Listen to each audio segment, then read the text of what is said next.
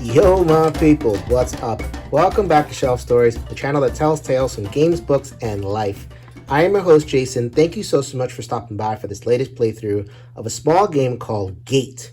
This was designed and illustrated by Jason Glover. It is a part of the Tin series, Volume 1, a solitaire game, a tower defense deck building game set with a little bit of a medieval fantasy universe. There are other games in this series. I'm going to go ahead and link the Game Crafter link. I actually picked it up from there. So if you wanted to go check out other games in the series, you can go ahead.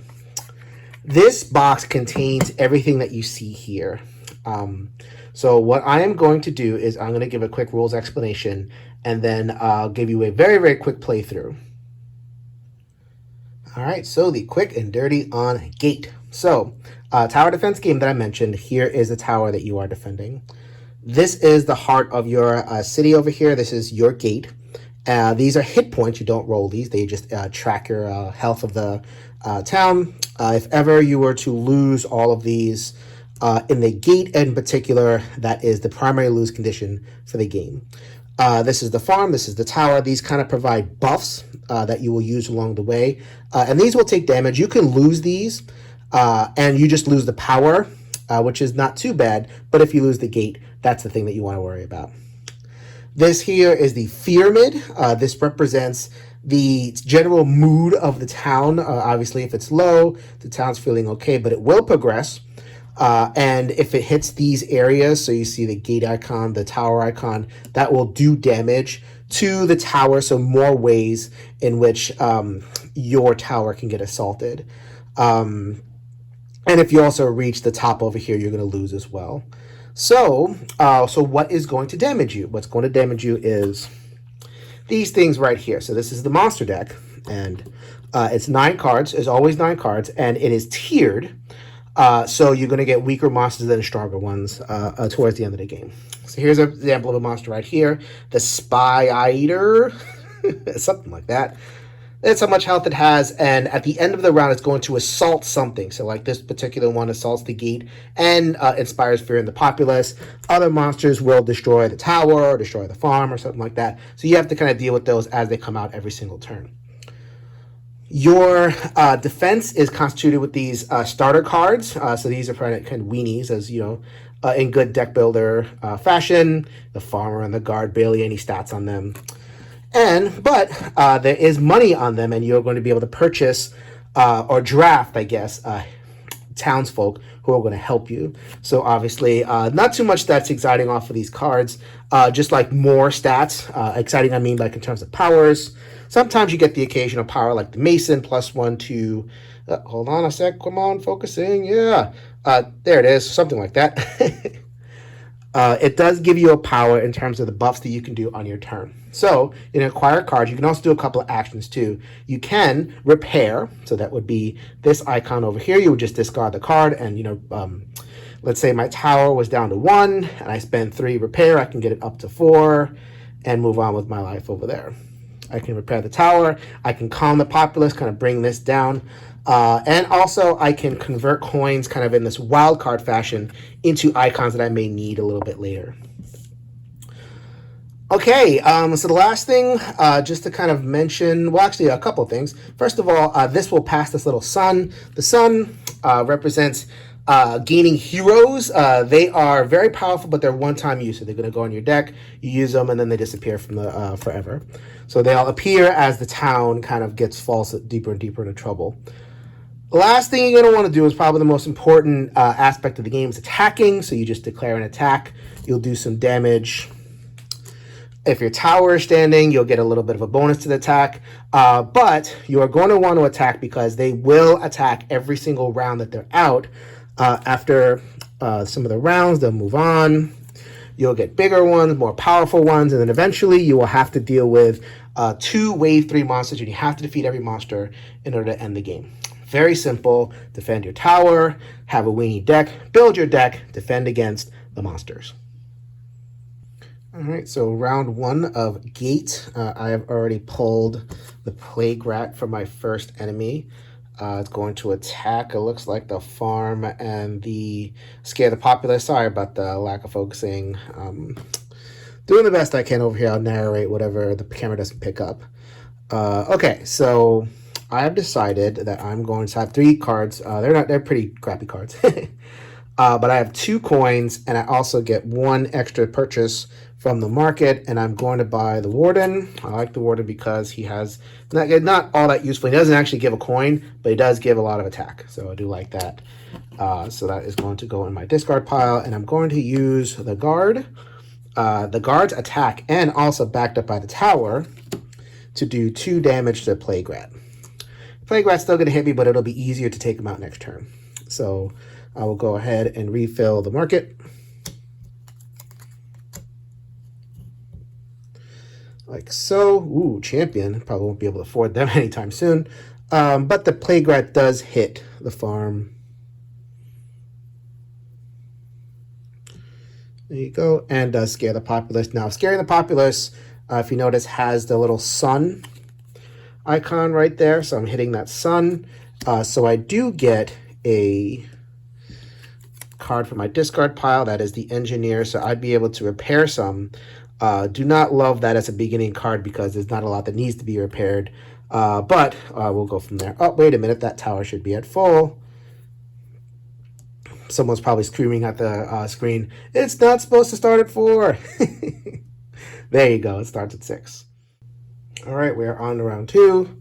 Plague Rat's going to shift over and make room for Spader, something like that. Some kind of weird spidery creature with a big eye. Going to attack the gate and make the populace afraid. Okay, so let me go ahead and draw 3 cards. Okay, got my Warden, which is a good thing because I can lay some smackdown with the Warden.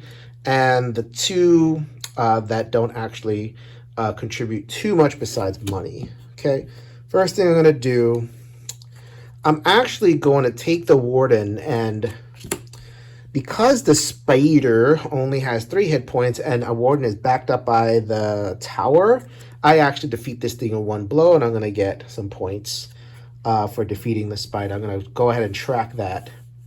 It's kind of a little bit to the side of the camera off to the end. So if I really wanted to, because I don't have too many really attractive options in the market, although, you know what, I could use these 2 coins and issue a command, which would get me an attack. And since I would be backed up, actually, wait a minute, the Tower only gives that benefit once a turn. So I will not go ahead and discard that for a coin and attack. I'm going to actually just purchase, because I do get a purchase plus from the farm. I'm going to go ahead and purchase the Mason. The Mason will help me repair things a little bit more easily. So it looks like I'm going to need repairs on the farm before too long. We'll see what happens. Okay, so that's all gets discarded. The Plague Rat is going to attack the farm and also scare the populace again, which also attacks the farm again. Okay. All right, next round, I went ahead and reshuffled the market. I filled that up, and I also reshuffled my discard pile to make a new hand of cards. I drew my Engineer, my hero that I got last turn, so she has to be used this turn. So it says 1 time use, you can't fold that over. It will get used. But before I use the Engineer, the Plague Rat does advance. It doesn't just hang out. And when they advance and they aren't defeated, they will do 1 damage to the gate. So it definitely behooves you to try to take out as many enemies as possible. Okay, that is the setup for the round. So let's go ahead and get a new enemy. We know exactly which enemy it is. There's only 3 wave 1s. It is the Skelipede, which will attack the tower directly.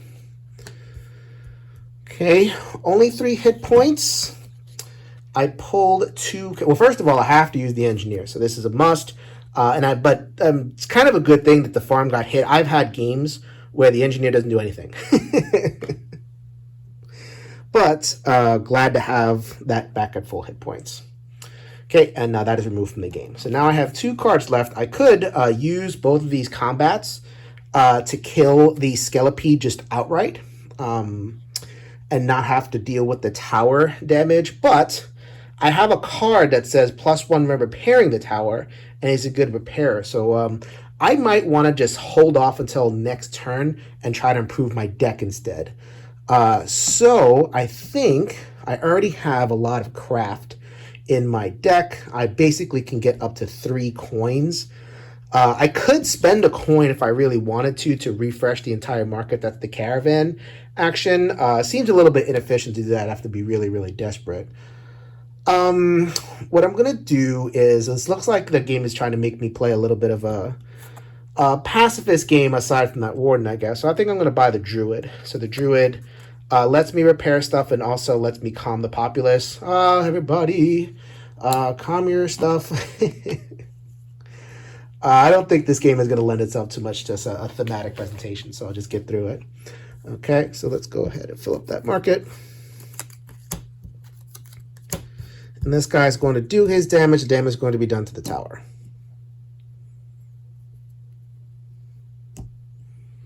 All right, next round, I reset the market. The tax collector came out. Look at all that money it provides. Might go ahead and pick him up for a cheaper price. The Skelipede already did the damage, so he's going to slide over and make room for Wave 2 monster, the Rotworm. Going to do a little bit more damage to the farm. Good thing I repaired that thing. Let's take a look at what I can do. So that Rotworm has 5 hit points. The only attack that I have here is the Warden. So the Warden would like to do a little bit of damage and doesn't provide any other benefit, doesn't provide any money. I can't repair with him, or I can, but it'd be a waste. So I think I'm going to,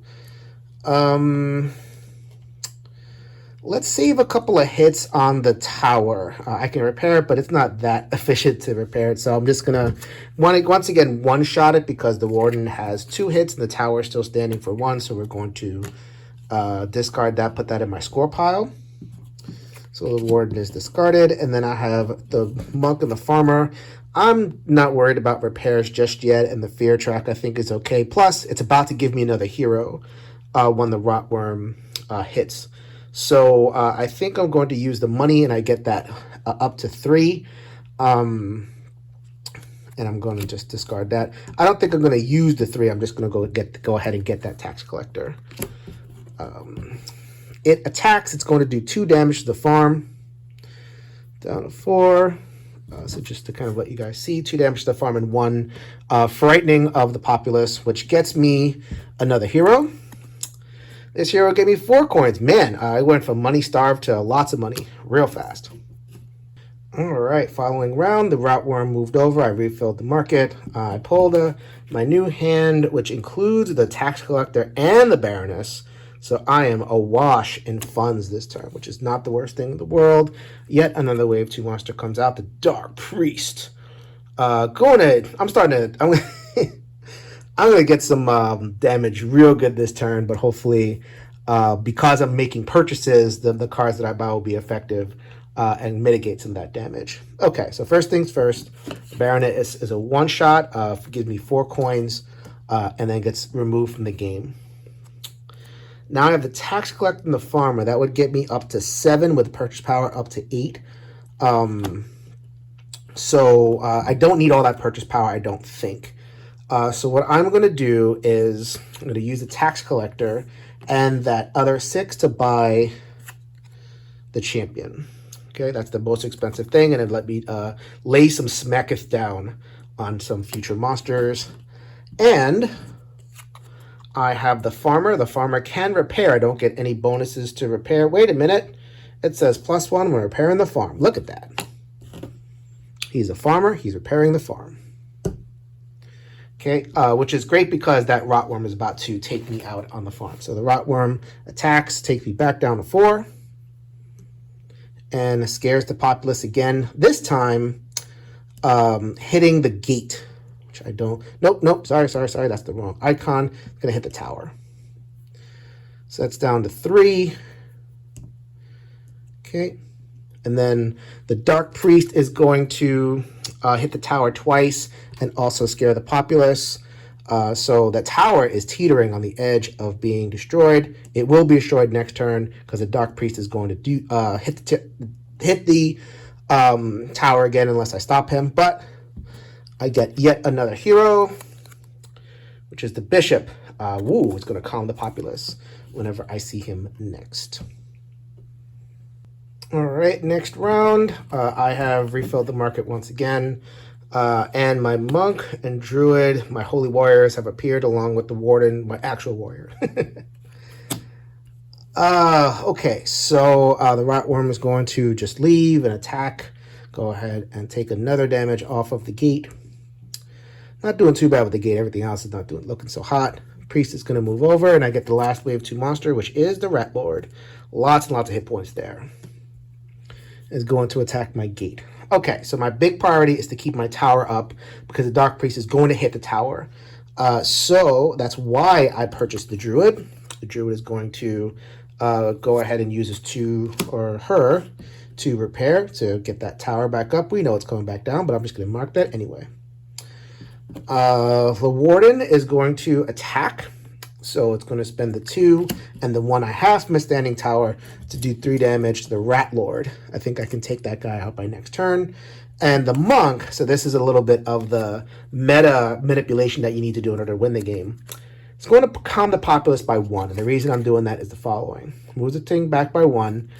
I know because the Dark Priest is going to go that it's going to scare the populace over here. Sorry about that for moving that. So now that I move the back 1, it's going to move back across this hero symbol, the sun, and I'm going to get another hero. So as opposed to getting, progressing and hitting the gate, I'm going to manipulate this so I can get more heroes. I think I'm doing that pretty good. Okay, so the Dark Priest hits the tower for 1. My Mason's coming up, so hopefully he'll get busy building that. The Rat Lord is going to hit the gate. Let's take that down to 4. And I think that's about it for the round. Wait a minute. I forgot to fear me. I explained all that stuff and I didn't actually do it. Looks like I get the Traveler. Traveler is great because it allows you to draw multiple cards and it gives you a little bit of flexibility. So it's all going to go on my discard pile. All right, next round, I reshuffled my deck. I didn't buy anything off the market. The market doesn't move if you don't buy anything. I got some cards. I got my Mason, which I really wanted for the tower. So we'll see how that goes. So the Dark Priest advances, another damage to the gate. I really kind of neglectful of that gate. We'll see how I do. Rat Lord moves over, and I got my first wave 3 monster who is going to hit the tower and scare the populace twice. Ugh.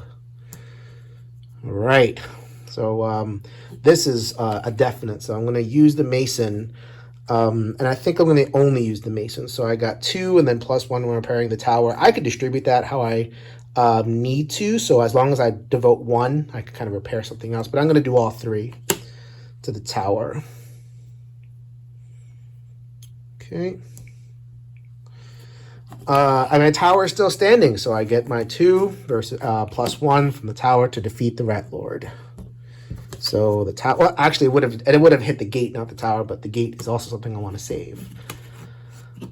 My guard is left. I could dink the Death Guard. I think I have some decent attack coming up, including my champion. I don't think I have too much to do in terms of the market. I only has 1 coin, and I have 1 coin off the farm.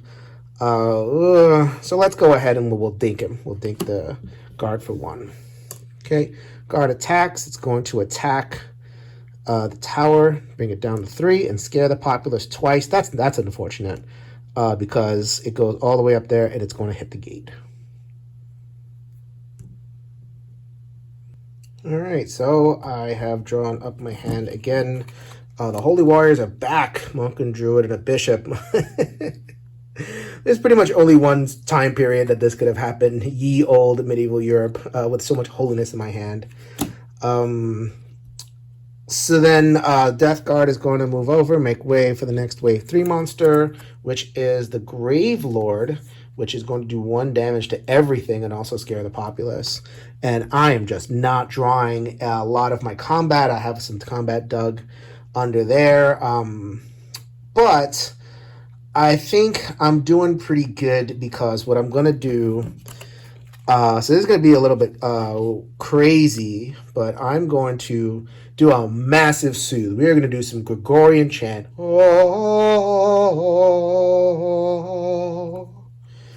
oh,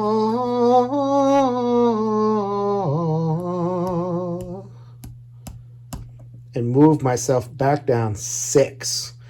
The reason I'm moving myself all the way down there is because I'm going to, I have a feeling I'm going to get hit by that a couple of times, and I really can't do anything else with the cards. I could have moved myself down 5, but the monk, that would leave me with the monk, and he just can't really do much anyway, so I'm just going to go do the 6. Okay, so the Death Guard is going to hit my tower for 1. Once again, not the worst thing in the world. I'm going to scare my populace for 2. I'm going to hit, that's going to hit the farm. Bring that down for 3, and I get another hero. But so this is the last of the heroes that I'm going to get. You know, that one, any other future heroes won't trigger a thing. So that's the knight. Save you for the final battle. Hopefully you actually come up. And then the Grave Lord is going to hit everything. Down to 2. Down to 1. Down to 4.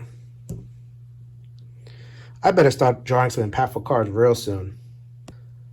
All right, next round, you'll notice that I actually have 5 cards in hand. I drew my Traveler.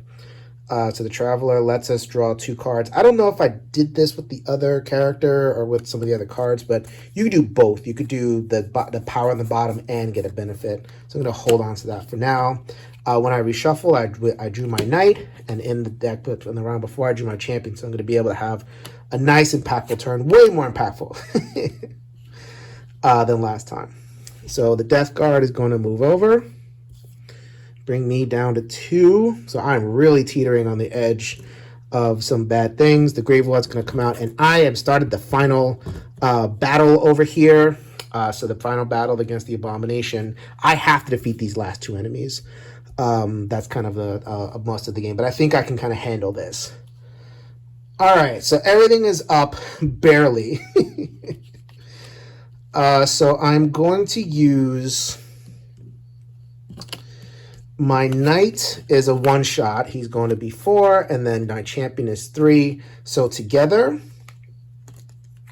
let's kind of discard that. They defeat the Grave Lord by himself. And I don't even have to use the tower thing, so I'm just going to go ahead and take that out. I took a lot of hits just to be able to build up, and because I knew about the mechanic of the final battle, so I saved up a lot of attack, make sure I had some combat cards floating around, especially this thing at the bottom of the deck, so that I can save it for the Abomination and all that kind of thing. So that worked out really, really well. Okay, so I am going to be affected by the Abomination. So what's going to happen is the farmer is going to use his repair action and repair the farm for 2. The Traveler is going to attack with the bonus of the tower and do 2 damage to the Abomination. And the Tax Collector is going to give me 3 coins. I don't think it's gonna come into play at all, but what the heck. Just to finish things off. And also, if I discard it, I can cull it. So I'm just going to cull this thing for no benefit. I'll just buy a Craftsman just to get more cards in the market. Okay. Actually, wait a minute. Let me go ahead and resolve an attack. So this goes down to 2 because the Abomination hits the farm and also scares the populace, which actually goes ahead and destroys the tower. Had 1 damage left, but it was a valiant effort. Gave me a lot of benefit. Hopefully I won't need it for the final little run over here. All right, so this is getting down to the nitty-gritty over here. I wanted to draw 4 combat. I only drew 3, but that's okay. So I'm going to use my monk or my mason and my warden. The mason's going to throw his hammer at it, and the warden is going to follow up with a giant chop. We're going to call it the hammer and anvil action between the mason and the warden. It's going to do 3 damage to the Abomination. That's unfortunately not enough to kill it, but yep. But it's teetering on the edge, and hopefully I think I have 1 combat left in my deck. So it's going to kill the farm. Oh, no. Bye-bye, farm. You did. I'm really close to just losing. And the way it works is if it's going to attack an area that it's not there, then it's just going to attack the gate. And then it's going to scare the populace. I don't have any heroes left to call. So I think I have 3 cards left. And I do have the guard. Yeah, the puny little guard. I made fun of you, guard. But the guard is going to come in. He's going to deal the last blow and kill the Abomination. I have saved the town by the hairs of my chinny chin chin. All right, so that was a full game of Gate. Hopefully you enjoyed that. There is a harder mode. The harder mode is on the backs of the cards. You would just start with lesser hit points, and you also get a less friendly pyramid over there. So I barely beat this, so if you feel like you think this was a little bit easy, go ahead and give that harder mode a try. So I hope you enjoyed that shelf story. Go ahead and subscribe to the channel, like this video, spread the word if you like what I'm doing on this channel. I got shelf help where I talk about mental health topics. I have the playthroughs. I'm starting to really get into these smaller playthroughs. So if you have any suggestions for smaller games so I can kind of build out the playthrough list, I'd be more than happy to follow up on that. But until then, I hope you enjoyed the shelf story. This is Jason reminding you, if you can change your mind, you can change the world. Till next time, later, everybody.